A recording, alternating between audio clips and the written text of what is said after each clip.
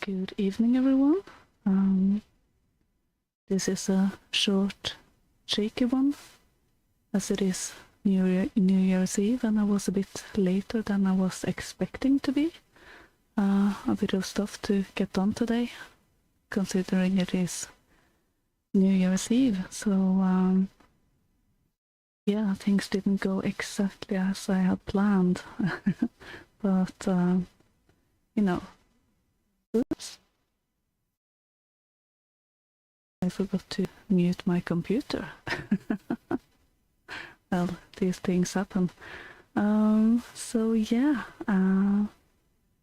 this will just be a bit of a short one because it is evening here in Europe, and New Year's dinner is about to be ready and all of that. But I did want to give you the last wave of A Christmas Carol, which has definitely been a challenge for me. It's not so much that I overestimated my own abilities, it's more that I underestimated the task. So, yeah, but it's definitely been a fun experience. I regretted it for a while when I realized how much work it was, but now that I'm done, I'm actually a bit sad about it. It's a bit melancholic to finish it because it's a really, really beautiful story. I always loved the 1994 movie, I think it was, as that was being aired on TV when I was a kid every year, so I kind of grew up with it. So it holds a bit of a special place in my heart, like things do when you grow up with it. So it's been fun working with the story. It's the first time I've read it, so it's been a new experience with that. Reading a story compared to watching it on TV is quite different experience. So, and it comes on straight after season 1 is finished, and then the year is finishing up, and it's been a great year and a terrible year and all of that. So it's a bit of mixed feelings right now, but I want to wish you all Happy New Year. I hope your Christmas has been wonderful, and hope you're ready for a new year. And well, I wish I could hope it will be a good year for all of you. I do think it will also be a tough year in many ways. We are in a difficult situation, so I don't think that will be any easier next year. But, that's how we grow, by rising to the task at hand, and that's what our ancestors did, and that is what we have to do. So yeah, I do think that I will proceed with the story. I'm not much of a chit-chatter actually, so going on the stream alone is a bit daunting. Hey, I agree. Good to see you. Happy New Year. We'll all do 2021 together. Yes, we will. And they will be accompanied by stories and chill time in the Sunday evenings. And we will get through this. I definitely believe we will. And we will have to prove our mettle, and we will make it. And I think looking to the old stories will make that task a bit easier. Oh, thank you again. That is a very, very generous of you. I agree. Happy New Year to our brothers and sisters. Yes, I second that very much. Happy New Year, everyone. So, yeah, as I tweeted out, this was somewhat of impromptu due to the timing. I am thinking of doing a replay at least of the 2 last staves tomorrow. Let me know if there is interest for all of the staves. I'll see if I have, 2 or 3 hours to sit streaming. I might actually do, but we'll see. But at least the 2 last staves is going to be replayed tomorrow, so at least on DLive. So I'm not sure of the time yet, but stay tuned for that. So I will go over to our last stave, and I hope you enjoy it.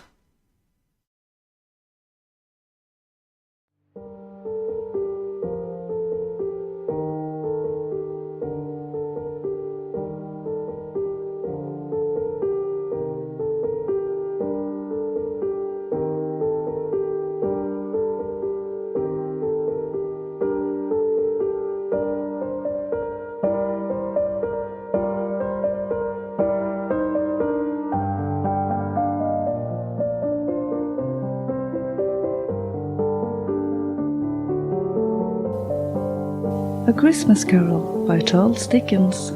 Stave 5, the end of it. Yes, and the bedpost was his own, the bed was his own, the room was his own. Best and happiest of all, the time before him was his own to make amends in.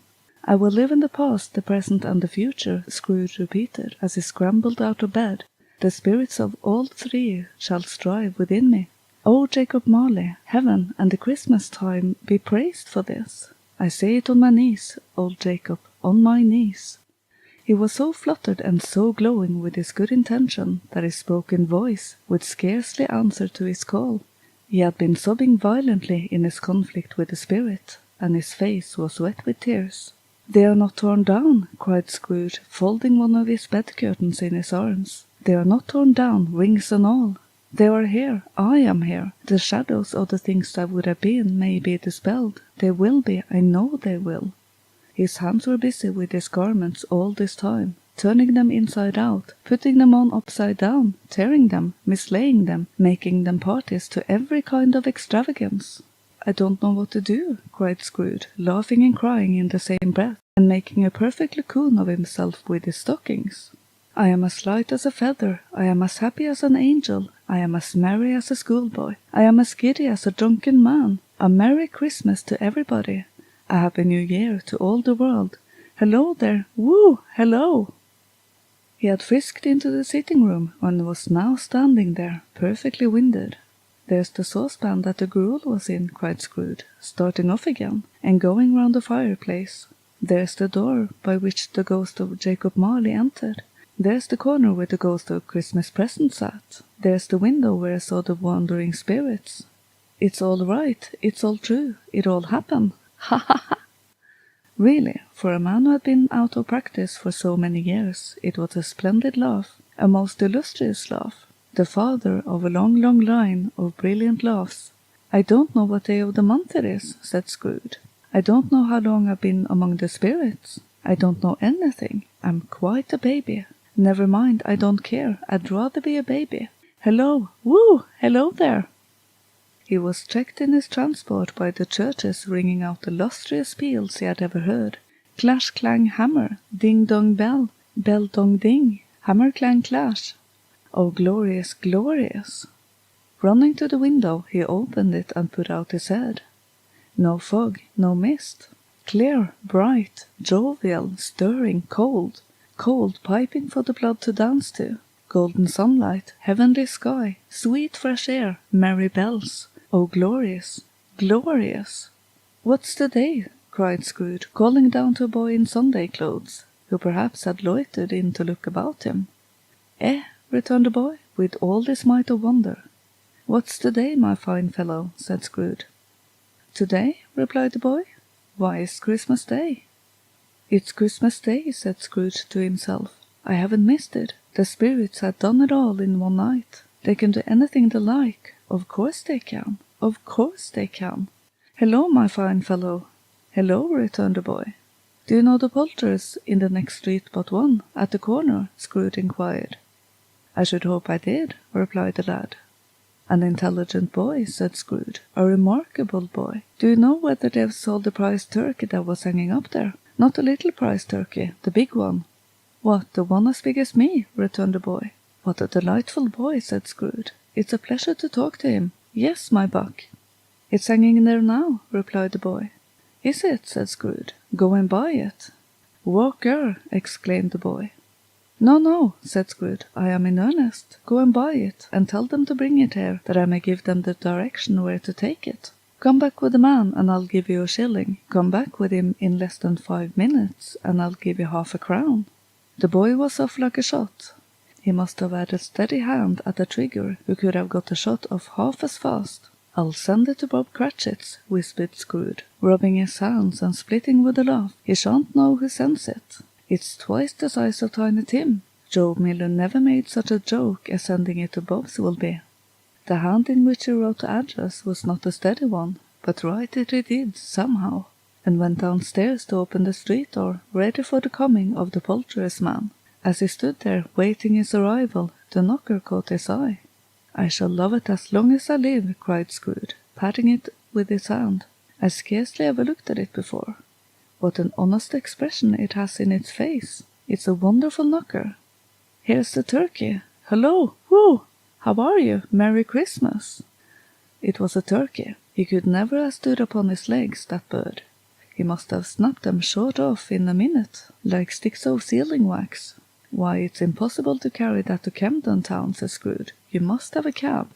The chuckle with which he said this, and the chuckle with which he paid for the turkey, and the chuckle with which he paid for the cab, and the chuckle with which he recompensed the boy, were only to be exceeded by the chuckle with which he sat down breathless in his chair again, and chuckled till he cried.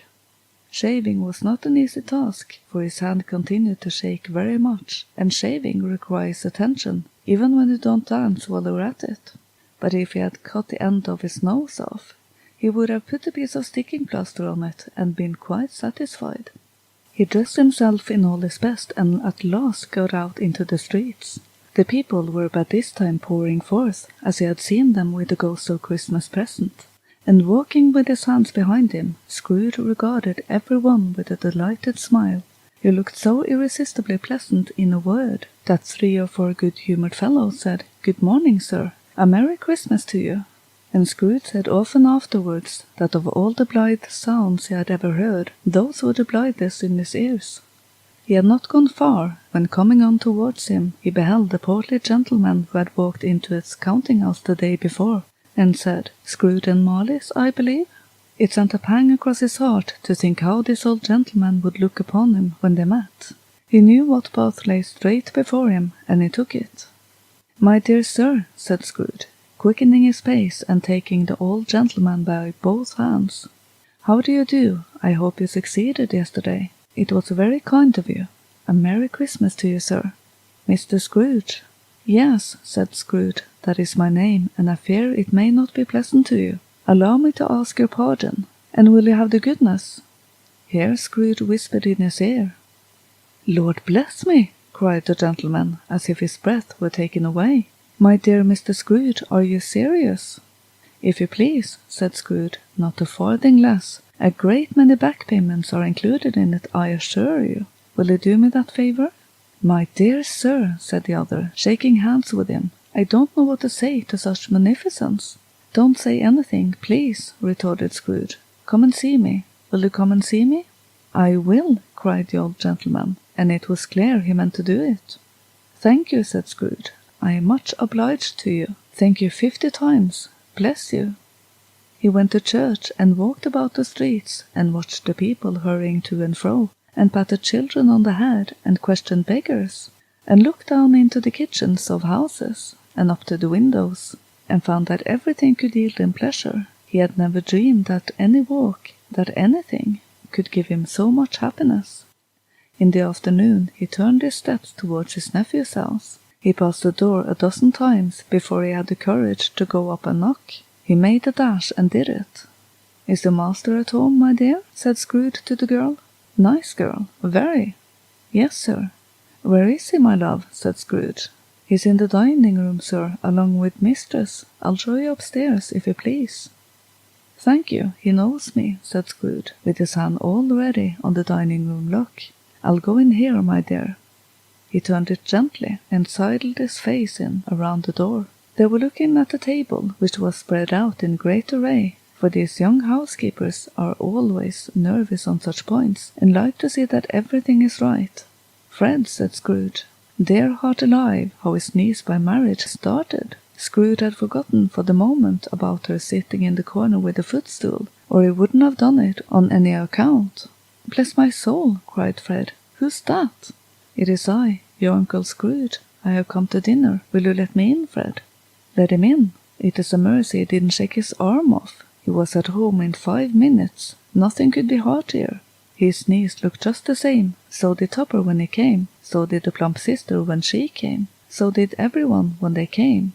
Wonderful party, wonderful games, wonderful unanimity, wonderful happiness." But he was early at the office next morning. Oh, he was early there. If he could only be there first and catch Bob Cratchit coming late. That was the thing he had set his heart upon. And he did it. Yes, he did. The clock struck 9. No Bob. 1:15. No Bob. He was full 18 minutes and a half behind his time. Scrooge sat with his door wide open, that he might see him come into the tank. His hat was off before he opened the door. His comforter, too. He was on his stool in a jiffy, driving away with his pen as if he were trying to overtake 9 o'clock. "Hello," growled Scrooge, in his accustomed voice, as near as he could feign it. "What do you mean by coming here at this time of day?" "I am very sorry, sir," said Bob. "I am behind my time." "You are?" repeated Scrooge. "Yes, I think you are. Step this way, sir, if you please." "It's only once a year, sir," pleaded Bob, appearing from the tank. "It shall not be repeated. I was making rather merry yesterday, sir." "Now, I'll tell you what, my friend," said Scrooge. "I'm not going to stand this sort of thing any longer. And therefore," he continued, leaping from his stool and giving Bob such a dig in the waistcoat that he staggered back into the tank again, "and therefore I'm going to raise your salary." Bob trembled and got a little nearer to the ruler. He had a momentary idea of knocking Scrooge down with it, holding him and calling to the people in the court for help and a straight waistcoat. "A Merry Christmas, Bob," said Scrooge, with an earnestness that could not be mistaken, as he clapped him on the back. "A merrier Christmas, Bob, my good fellow, than I have given you for many a year. I'll raise your salary and endeavor to assist your struggling family, and we will discuss your affairs this very afternoon over a Christmas bowl of smoking bishop, Bob. Make up the fires, and buy another coal shuttle before you dot another I, Bob Cratchit." Scrooge was better than his word. He did it all, and infinitely more. And to Tiny Tim, who did not die, he was a second father. He became as good a friend, as good a master, and as good a man as the old good city knew, or any other good old city, town or borough in this good old world. Some people laughed to see the alteration in him, but he let them laugh, and little heeded them, for he was wise enough to know that nothing ever happened on this globe for good, at which some people did not have the fill of laughter in the outset. And knowing that such as these would be blind anyway, he thought it quite as well that they should wrinkle up their eyes in grins, as have the malady in less attractive forms. His own heart laughed, and that was quite enough for him. He had no further intercourse with the spirits, but lived upon the total abstinence principle ever afterwards, and it was always said of him that he knew how to keep Christmas well, if any man alive possessed the knowledge. May that be truly said of us, and all of us. And so, as Tiny Tim observed, God bless us, everyone.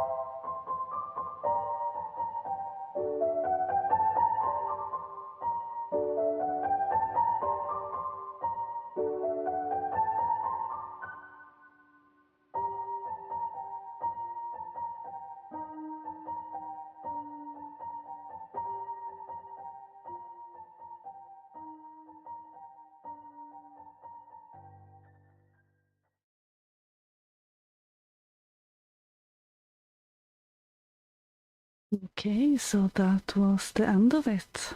The last stave. I hope you enjoyed it.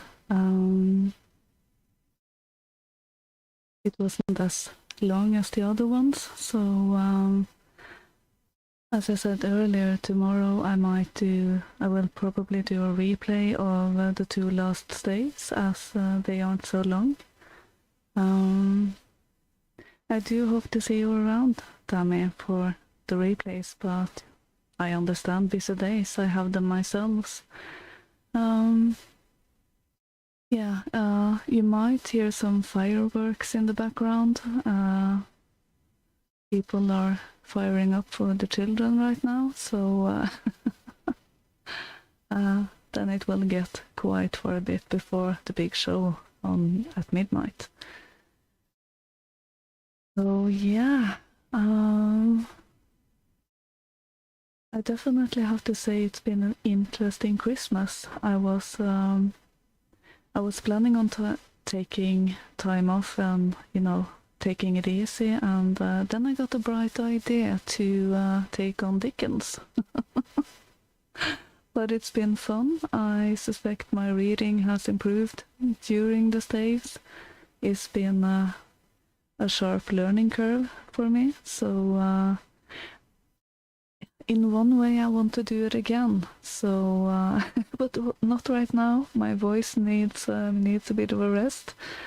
But I might actually do it again next year. Maybe it will be a yearly tradition that in time might actually end up in live readings of the staves. That would be fun. But we'll see. It's a long time into the future. I agree asks if I have any New Year resolutions, and I don't do New Year resolutions. In one way, it's good to make a good new start at the new year. But then again, I feel that can be done at the start of a new week or a new month, something like that. So it's really down to what you decide to do. So while I have one change that I fully intend to go through now at New Year, I won't reveal what it is. That is private. But it's not so much to do with New Year per se. It's more that it's a new month and it's time to do it. So it's just to get going with it. And Sparky, thank you for liking the work. I'm happy to do it. Evidence violates community guidelines. He says, your voice is great. I'd even consider chatting with you, which is quite fun because we have actually had a few very long chats. So, yeah. Oh, thank you, Jewel. Jewel thinks I have a lovely cadence and melodic quality. It's actually a bit of a challenge because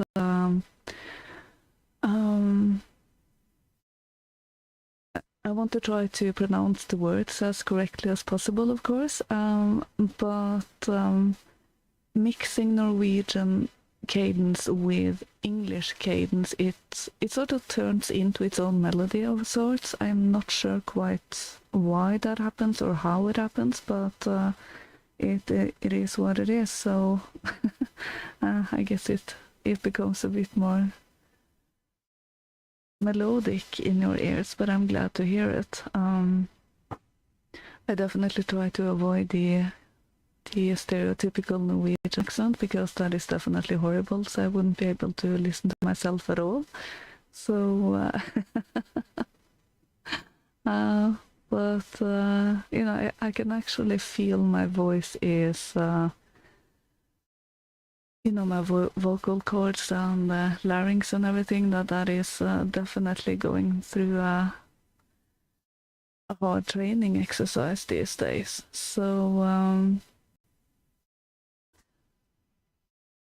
So yeah, it will be interesting to see where that one ends up.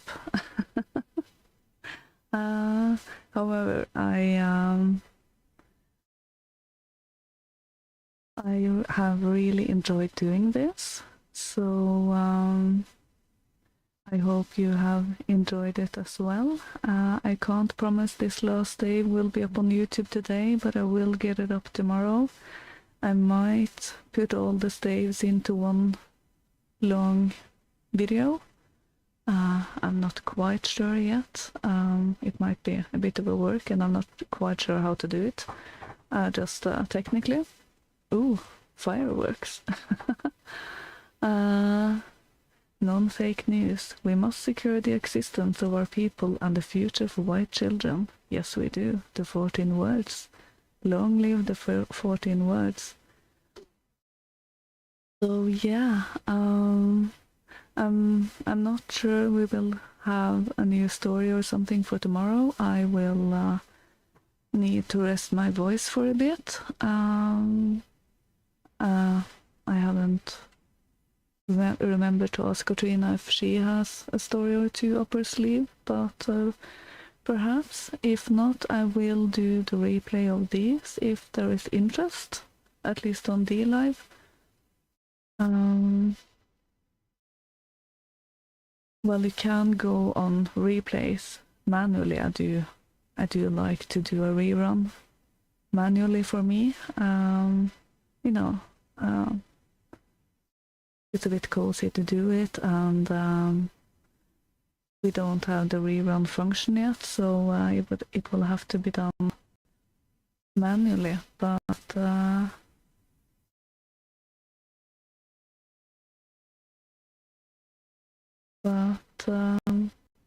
yeah, whatever happens, Katrina and I will be back on the 17th of January. The topic will be death, which is appropriate for this time of year, and that will be a 2-part series, so the 2 first episodes will be around the theme of death. So hopefully not too spooky, but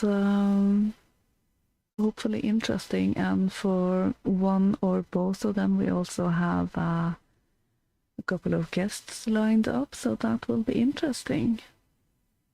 Replay would be good. Yes, I will at least do the 2 last staves. The 2 last staves will be replayed tomorrow. Let me know in the chat if there is interest for all the staves. I'm not sure I can do it on one day, but maybe over a couple of days. So yeah, I will get off. So everyone have a happy new year. I hope you're having a wonderful evening as always, and see you in 2021. Happy New Year!